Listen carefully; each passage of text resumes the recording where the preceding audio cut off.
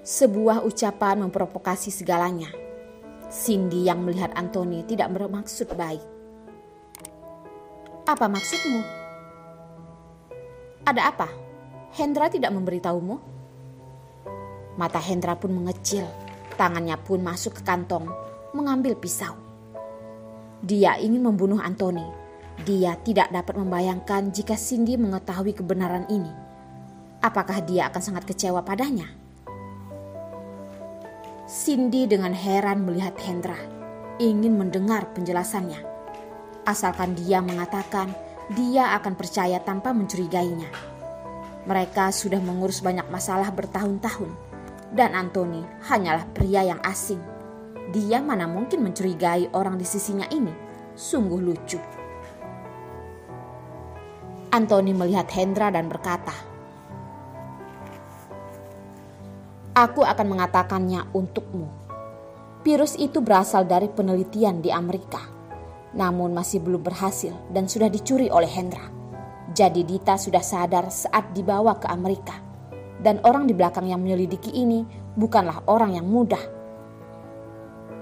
Anthony berkata, "Benar, orang yang berada di belakang ini bukanlah orang biasa."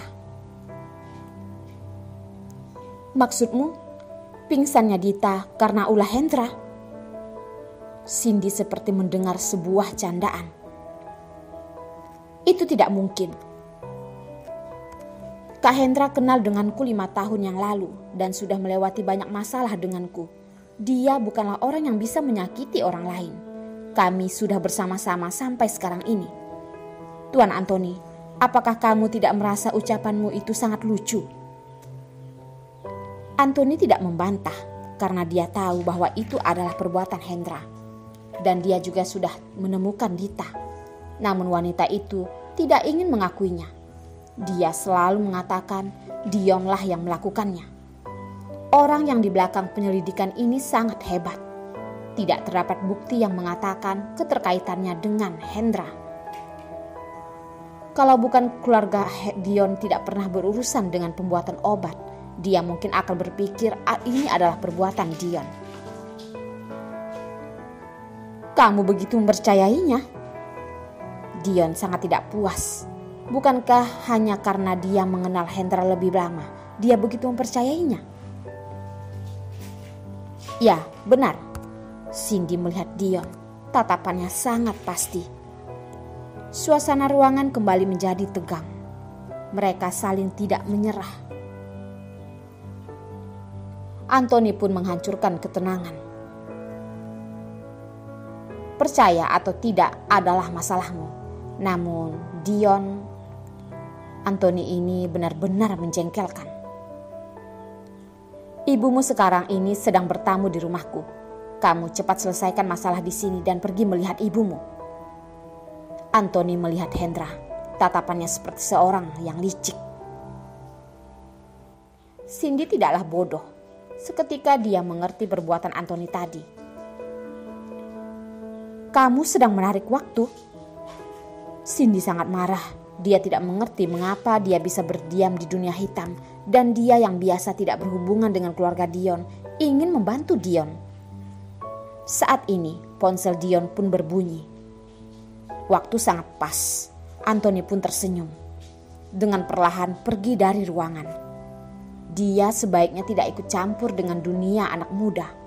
Kalau tidak dia bisa mati dibunuh oleh tatapan Cindy.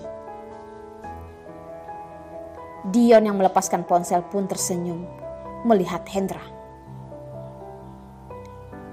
"Lepaskan Cindy padaku dan aku akan melepaskanmu." Cindy yang melihat wajah Hendra dengan terburu-buru berkata, "Dion, aku ikut denganmu." Dion pun merasa tidak senang. Apakah Cindy melakukan hal ini demi Hendra? Apakah dia? Jadi dia dengan tidak sungkan. "Bagaimana jika aku ingin kamu tidur denganku, baru aku akan membiarkannya pergi? Bagaimana?" Wajah Cindy dan Hendra pun memutih. Walaupun dia pernah melakukan itu dengannya, namun itu adalah kemauannya sendiri. Jika tidur dengannya demi suatu kesepakatan, dia akan merasa sangat jijik. Jadi, Mendengar ucapan itu, seketika wajahnya memutih dan dalam hatinya ternyata dia hanya ingin tidur dengannya saja. Hendra mendengar ancaman yang membiarkan wanita yang sangat dicintainya tidur dengan pria lain, bisa tahu betapa sedihnya dia. Kalau begitu, dia rela mati. Cindy, jangan. Hendra menarik pergelangan tangan Cindy. Jika kamu melakukannya, aku akan bunuh diri sekarang juga. Hendra pun tidak sungkan, bahkan tidak menganggap nyawanya penting. Pisau di kantongnya pun dikeluarkan dan diletakkan di lehernya. Hati Cindy sangat kacau. Dia merasa serba salah. Tidak dapat melindungi wanitamu hanya bisa dengan mengancamnya dengan bunuh diri. Hendra, kamu benar tidak berguna. Dion berkata pada Hendra. Hendra mengerutkan dahi. Dia sangat kesal dengan sindiran Dion itu. Kak Hendra, selama ini kamu selalu seperti kakak yang melindungiku. Kamu selalu memikirkanku. Aku sangat berterima kasih. Hari ini biarkan aku melakukan sesuatu untukmu. Cindy melihat pisau di tangan Hendra. Suaranya sedikit bergetar. Kakak, ternyata adalah kakak. Dan hanya seorang kakak. Hati Hendra sangat sakit. Cici, aku beritahu padamu di sini. Kalau tidak aku akan menyesal. Hendra menyentuh jantungnya. Detakan jantungnya semuanya hanya untuk wanita ini. Dia tidak mungkin membiarkan Cindy berada di pelukan pria lain deminya. Mereka saling tidak menyerah. Kak Hendra, jika kamu bunuh diri, aku juga berani. Cindy melihat Hendra dan berkata seperti itu. Hendra tahu dia tidak sedang bercanda. Dia pun menurunkan pisaunya.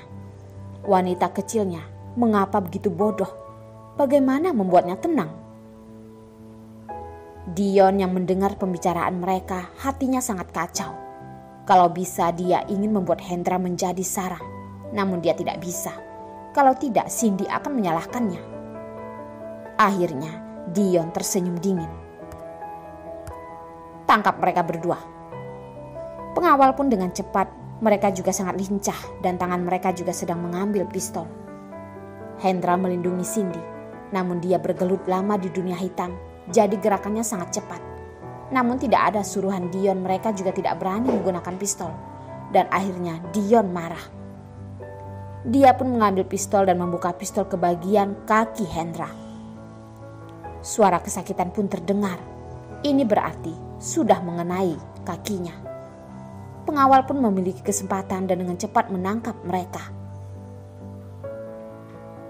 Kak Hendra, kamu tidak apa-apa kan? Cindy melihat Hendra yang meneteskan darah, hatinya pun sangat merasa bersalah. Orang di sisinya terus terluka. Terhadap kelakuan Dion, dia sudah sangat kecewa. Dia terlihat menatap Dion dengan dingin. Dion, kamu tunggu saja. Aku pasti akan membalasmu. Suara Dion sangat dingin dan berkata, ya, aku tunggu. Terhadap Dion, Cindy hanya kecewa. Lelaki ini menganggapnya apa? Sebuah barang. Bisa dengan mudah untuk ditawar. Apakah dia adalah barang yang tidak bernyawa? Karena kesalahpahaman kali ini yang membuatnya senang hingga